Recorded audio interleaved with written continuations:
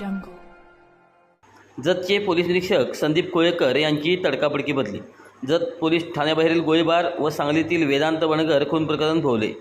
सांगलीच्या जत तालुक्यातील बाज आणि जत पोलीस ठाण्याबाहेरील नामचिनगुंड निलेश गडदे याने केलेला गोळीबार जतचे पोलीस निरीक्षक संदीप कोळेकर यांना चांगलाच भोवला असून त्यांची नियंत्रण कक्षात तडकाफडकी बदली करण्यात आली आहे.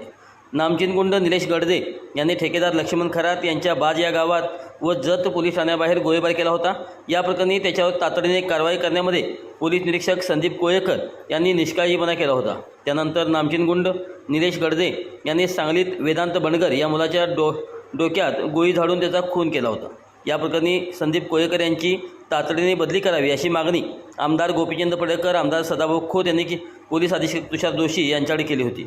त्यानुसार पोलीस अधीक्षक तुषार जोशी यांनी पोलीस निरीक्षक संदीप कोळेकर यांची नियंत्रण कक्षाकडे तडकाफडकी बदली केली आहे.